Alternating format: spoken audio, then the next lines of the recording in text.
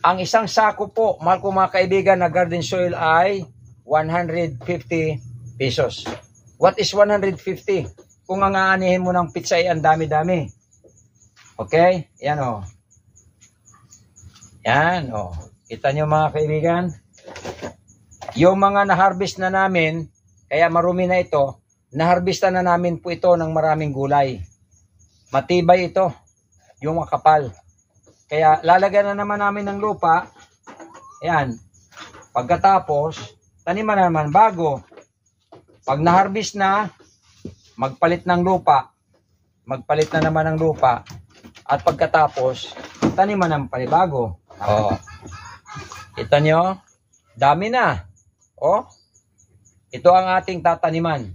Ito naman sa ornamental plant. Tulad ng ginawa ko last year, pinunok ito ng lupa, tinaman ng sitaw, pagkadaming sitaw ang aming nakuha mga kaibigan. Pinagapang ko, pantay sila kagano no, sunod-sunod, tapos nagyan ko ng tulos pakyat, nag-akyatan yung mga sitaw. Pagdating sa taas, naganyanan sila. Nako, pagkahahaba yung mga sitaw. Si mami ay talagang tuwan-tuwa, pag maggulay siya, magsinigang siya, pipitas lang siya, sariwang-sariwa, manamis-namis. Kaya mahal ko mga kaibigan, ito po ang pinakamagandang hobby. Ang ginawa ko ay 10 na ganito.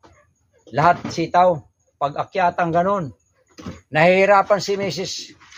magpitas na naabutan siya ng pagtanda. Nahihinugan siya ng sitaw sapagkat sobrang dami. Hindi naman namin maubos, 2 lang kami. Hindi naman kami makapagbinta, wala kami ditong tindahang bibintahan. So, sobra. So siguro ngayon, dahil sobra yung sitaw namin nakaraan, gawin kong 8 na lang. 8 na lang ng ganito para tamang-tama sa consumption namin. Everyday, gumugulay kami ng sitaw. Minsan adobo, kuminsan ay sinigang, kuminsan ginataan. Pagkasarap. Wala pang chemical. Organic, mahal ko mga kaibigan. Organic yung sitaw. Kasi wala po siyang chemical. At alam nyo ang aking pang-spray sa mga langgam, 1 kutsarang langis, mantika, yung pang-isa, 1 kutsarang suka, 2 kutsarang dishwashing soap, 1 litrong tubig, haluin po nyo yun. At yun ang i-spray po ninyo, patay ang langgam, hindi na mag-ulit, at pati yung mga insekto hindi na magdapo sapagkat yung mantika nananatili sa dahon at saka sa bunga. So ayaw nila na gumapang pa doon. Yan po ang sikretong ibinibigay ko sa inyo. Ano nga ang formula? 1 kutsarang suka, 1 kutsarang mantika.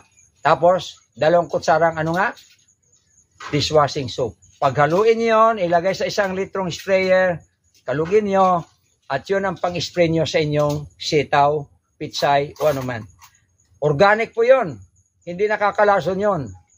Magkakaroon kayo ng maraming harvest at kayo ay mag-i-enjoy sa pagkain, the fruit of your labor.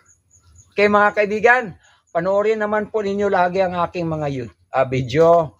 Tapusin po ninyo para makabilang po sa mga views. Okay? Tapusin po ninyo, tapos mag-likes, mag-comment din po kayo. At the same time, i-share din po ninyo. Okay? Pag nakita ko yon, talagang kayo po ay mababait na mga kaibigan ko. Tinutulungan nyo si Pastor Paegaw. Pati YouTube ko ha. Huwag nyo kalimutan ang YouTube ko. I-type po nyo sa YouTube ang Pastor Paegaw's Vlog. Ulitin ko. Pastor Paegaw's Vlog. Yun po ang inyong isi-search sa YouTube. Makikita nyo yung aking mahigit na 300 na mga upload na videos doon para mapanood din po ninyo. Okay? May mga tutorial po doon. God bless you! See you again mga kaibigan! Yahoo! Thank you, thank you, thank you.